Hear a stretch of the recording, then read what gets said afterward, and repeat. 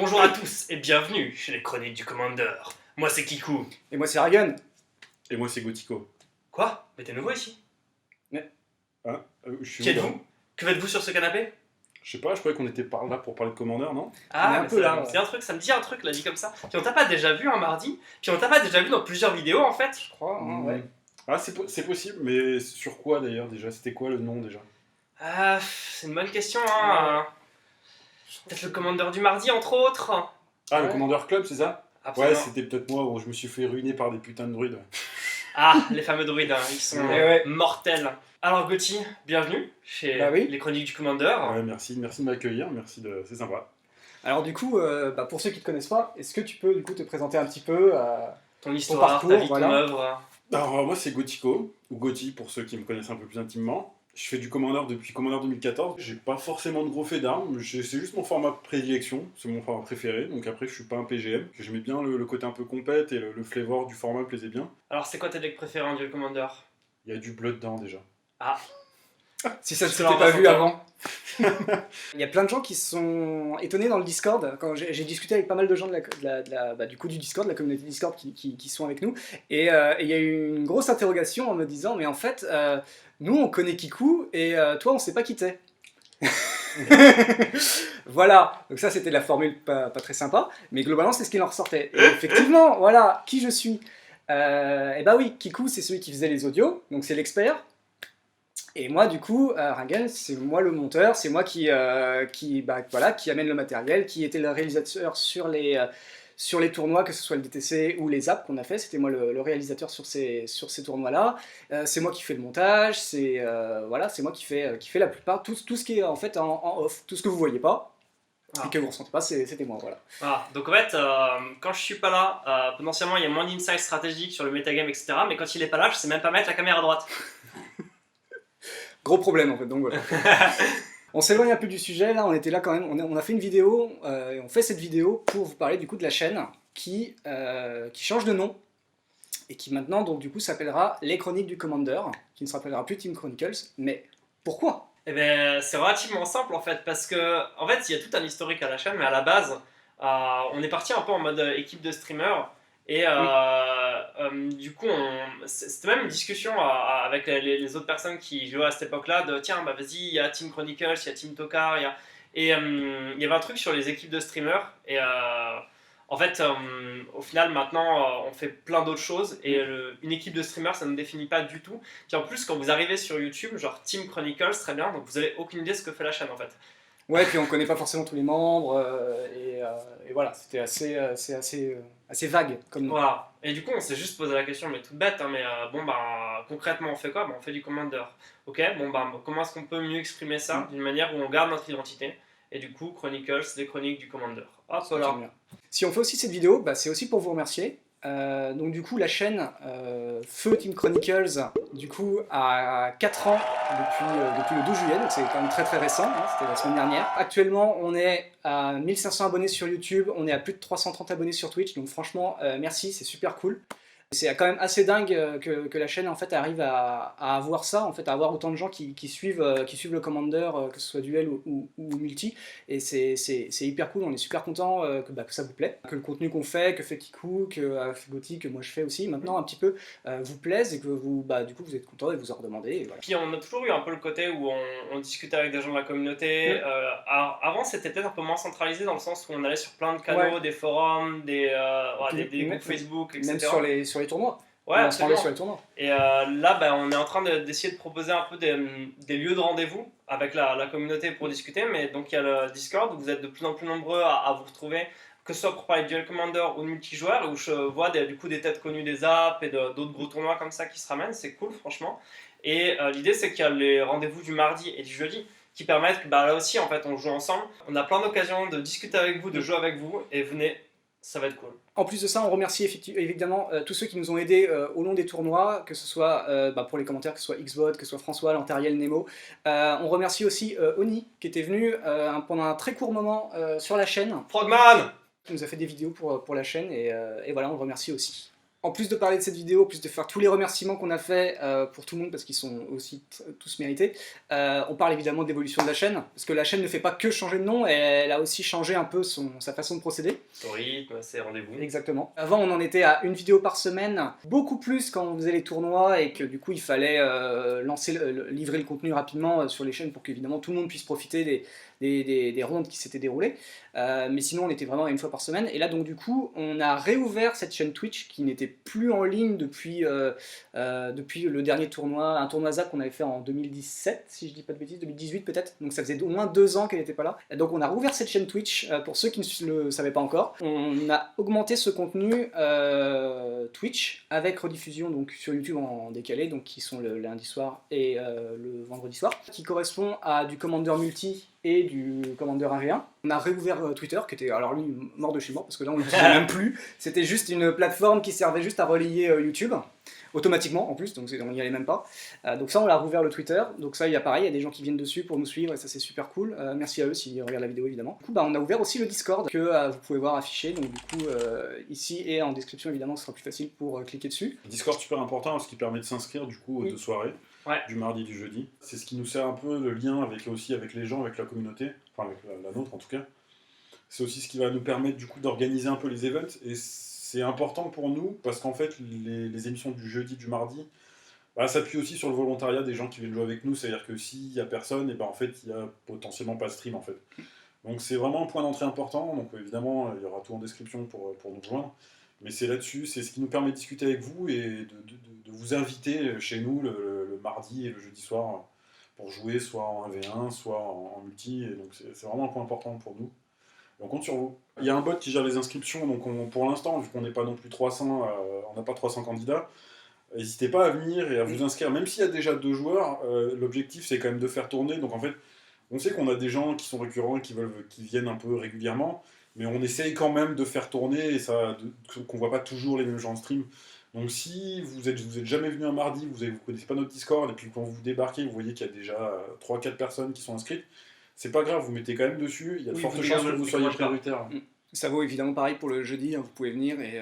Pareil. Mais le Discord il sert pas qu'à ça, il sert aussi à avoir des conseils de deck. Parce que Kikou, tu fais un petit peu de conseils, du coup, sur les commandeurs multi, Ouais. pour ceux qui viennent. Et on a aussi Belgarion 120. C'est un truc qui revient souvent. Sheldon, du coup, le papa du Commander, qui est encore au comité Commander, qui fait maintenant. Je sais pas si vous avez suivi les développements là-dessus sur le comité Commander, en fait, multijoueur, mais il y a une grosse prise de conscience de leur côté qu'il y a beaucoup de gens qui critiquent la banlist, mais c'est parce que la banlist est qu'une sorte de guide, c'est comme le code des pirates. Il y a des trucs qui sont pas agréables pour votre groupe ou pas adaptés à votre groupe.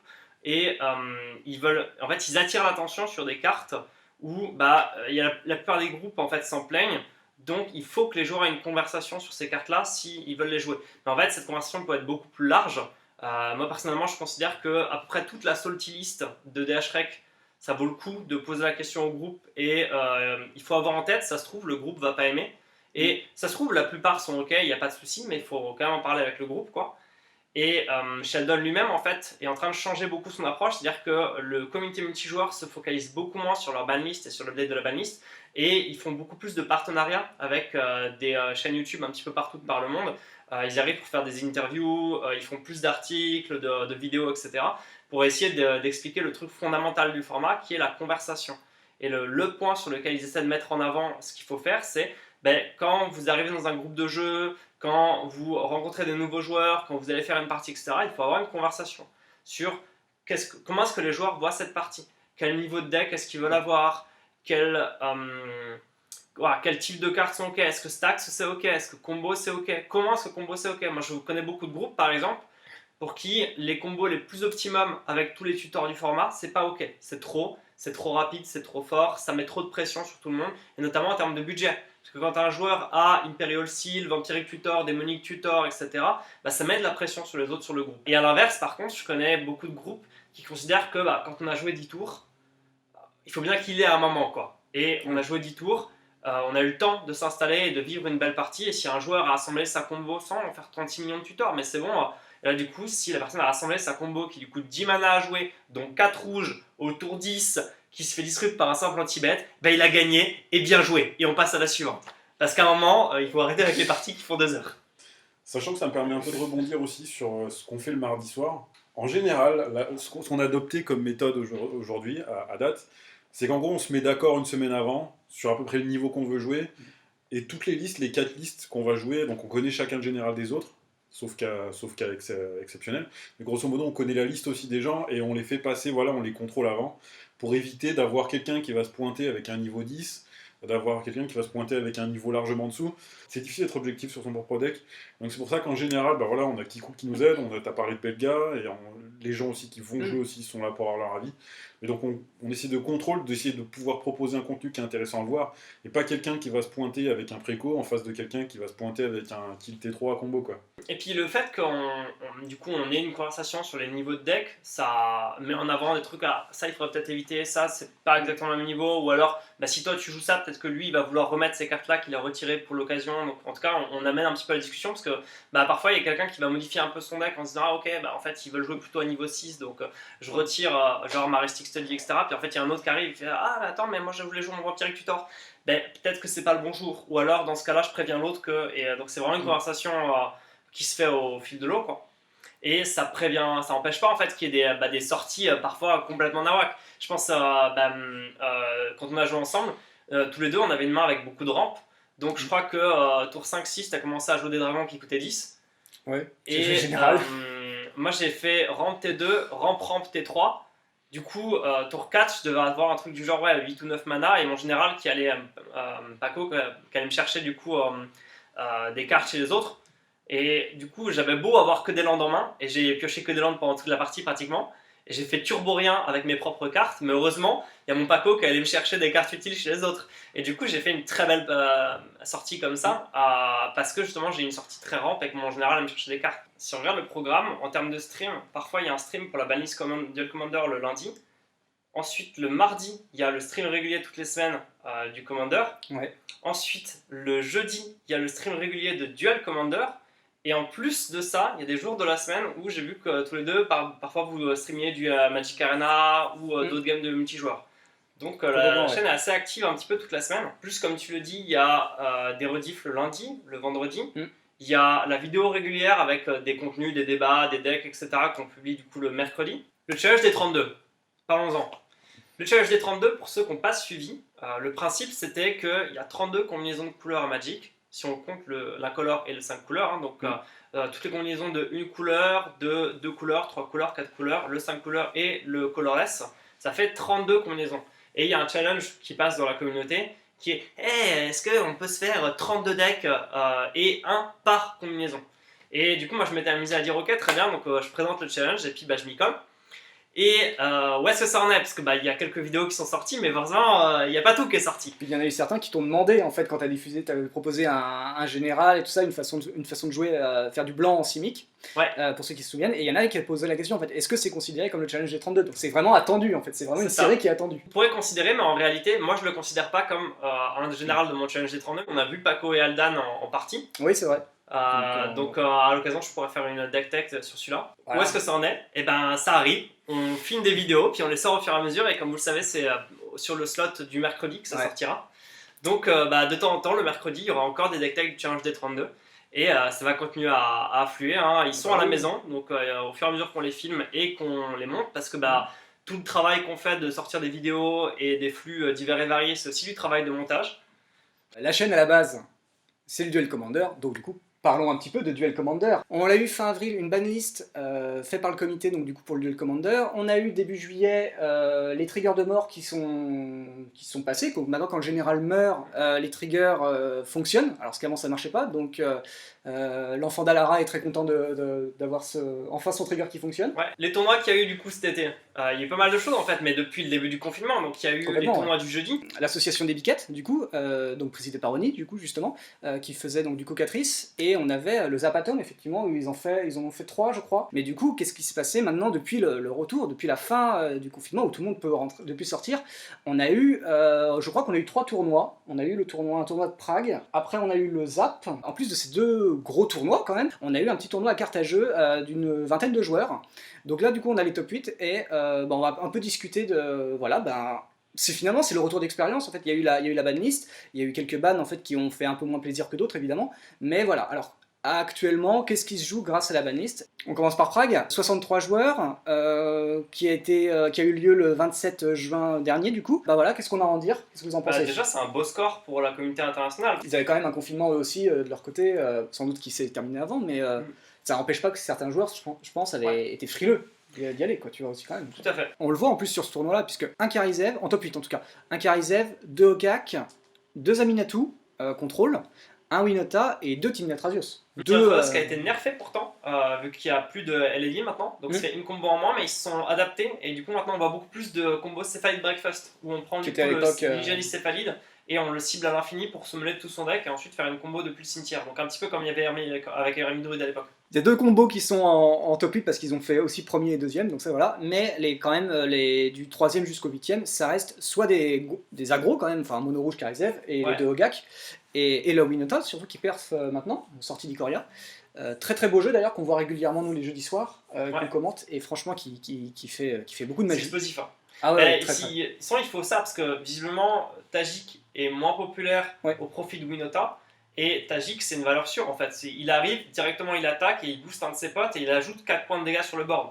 Donc c'est quand même un gros char quoi.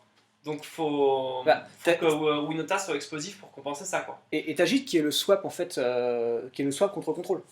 Du coup. Ouais. Tu le sors, justement, tu fais rentrer Winota dans le paquet et tu mets le Tajik qui arrive plus vite et qui tape plus rapidement les points de vie. Quoi. Ouais, parce qu'en fait, Winota, 4 mana, c'est trop facile à gérer pour contrôle. Il aura son contre, il aura son anti-bet, il le voit venir gros comme une maison. C'est un peu comme Saskia, où les Saskia face à contrôle sont.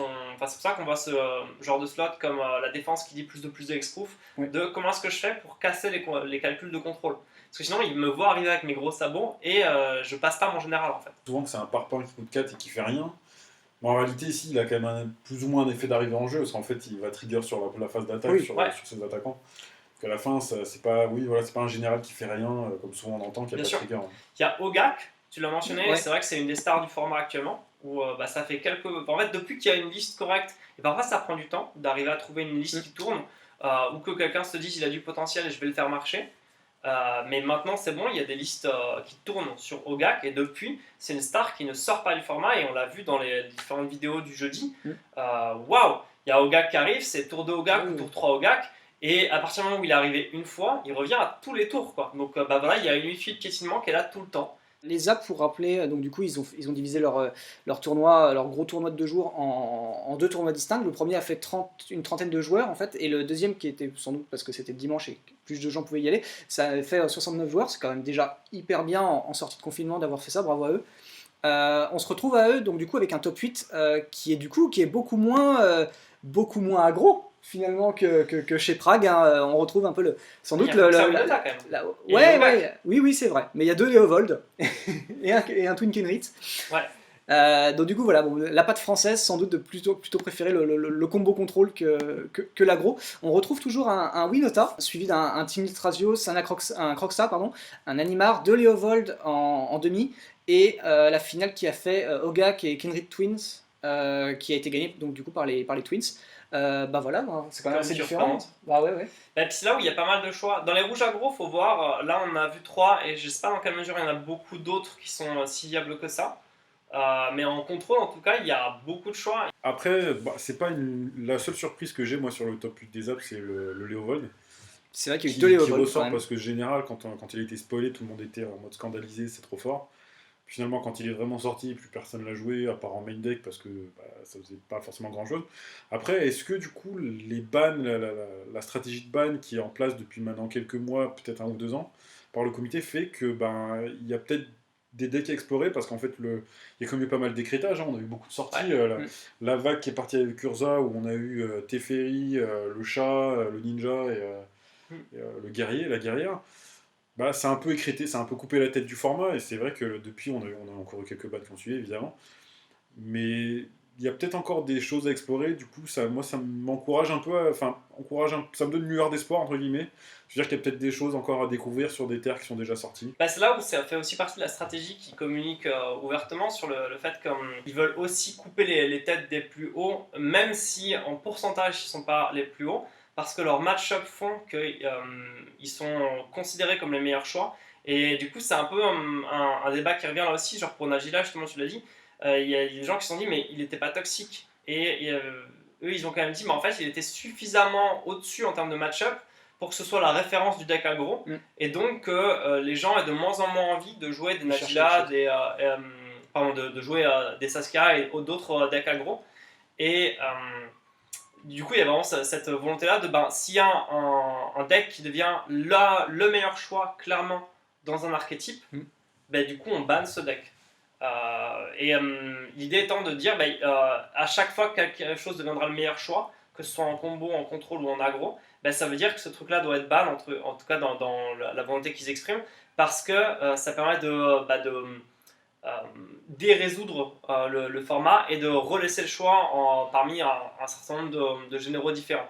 Donc là, en effet, ça veut dire que régulièrement, on a des trucs comme Surfaren qui arrivent et t'es là genre, quoi, Monoverse Funky avec une Unco, mais ça sort d'où ça? Et ça marche, ça va faire un top 8. Ça a bien marché en plus. Petit dernier tournoi, tout petit du coup comparé aux autres, mais néanmoins c'est un tournoi de duel, donc c'est bien d'en parler. C'est passé donc du coup à carte à jeu, on a le listing du top 8. Il y avait 2 Niv-Mizzet, 2 Uro, un Isamaru, un Timnat Radios et un Girus. Alors là par contre pour le coup on l'a pas encore vu je crois en top 8. Un peu dans la lignée de justement de June tel que ça a été joué en standard ou en moderne en fait, avec le côté c'est juste un petit peu plus gros, un peu plus solide, les bêtes sont plus grosses, trade mieux, font plus, on a des Blood Elf qui font du CA ou en tout cas des Tarmogoyf, etc., des bêtes qui sont toutes de meilleure qualité que ce que peut proposer du coup justement un Kroxa, un Karizev ou un Winota.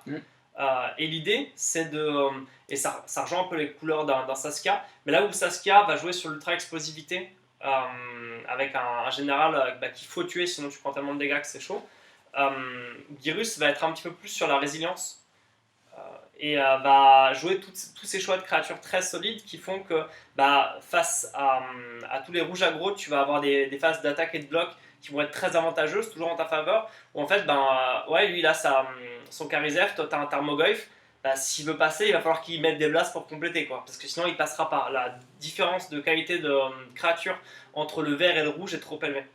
Et il va pas mal faire son avantage comme ça. Après, justement, ce qui est intéressant, c'est que d'habitude on voit plutôt Saskia, parce que justement, tu poses la question.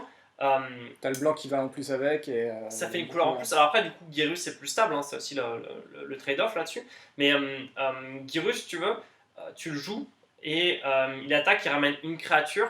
Après, ça reste une forme d'avantage, surtout si elle avait une capacité d'arriver en jeu ou de mort ou ce genre de choses là, quoi, ou d'attaque. Ça peut quand même faire des avantages. Mais si tu veux, c'est un avantage qui est moindre. Et ton général est plus petit, en tout cas la première fois où tu le joues, il est que 3-3, mais c'est la deuxième fois il est 5-5. Là où Saskia, elle arrive, elle est 3-4 de mémoire. Célérité, vigilance, donc que ce soit pour mettre des pains directs ou pour continuer à bloquer face à aggro, dans les deux cas elle est très efficace. Et en fait t'as pas le choix, si tu veux, genre Girus tu pourrais dire il va attaquer une fois, c'est pas dramatique, ou il va passer le tour, c'est pas dramatique, ou j'aurai pas de contre ou d'anti-bet le tour où il arrive, mais c'est pas dramatique parce que j'ai un tour. C'est ce cas, t'as pas le choix en fait, c'est maintenant qu'il faut agir parce qu'elle est en train de te bananer la tronche à 40 quoi.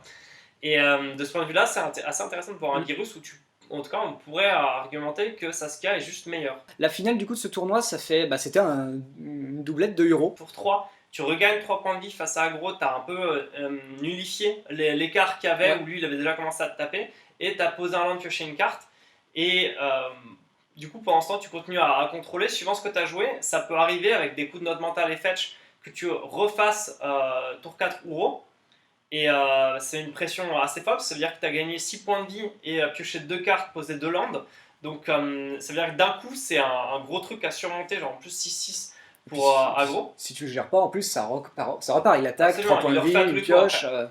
Donc c'est une bonne machine ça. C'est ça, et là-dessus, un des débats que j'ai vu pas mal sur les forums, les Discord, etc., c'est justement, mais au final, est-ce que les bans des tours sup étaient nécessaires si on voit encore les mêmes decks faire des top 8? Et là, on voit cela, mais je suis sûr que Akirisila, c'est encore très viable, Kess, pareil, etc. Donc on a un grand choix en nombre de contrôles. Et du coup, il y a, ce qui est sûr, c'est que maintenant, les combos qui se la jouaient à la high tide avec les tours sup, etc., donc la partie combo qui abusait de ces tours sup, eux, en tout cas, actuellement, on les voit plus, à voir si on verra autre chose. Malgré le déban de Baby Jace, même si Baby Jace commençait à faire des perfs, ce serait probablement avec un build plus contrôle, comme le faisait Manu à l'époque. Oui. Feu Baral. Ouais. Avec Baral, oui. Bon, je pense que c'est bon, on a fait à peu près le tour de ce qu'on voulait dire entre l'évolution de la chaîne, la présentation du nouveau membre, du coup, et du coup, parler un petit peu du duel, ce qui s'est passé du coup depuis 3-4 mois.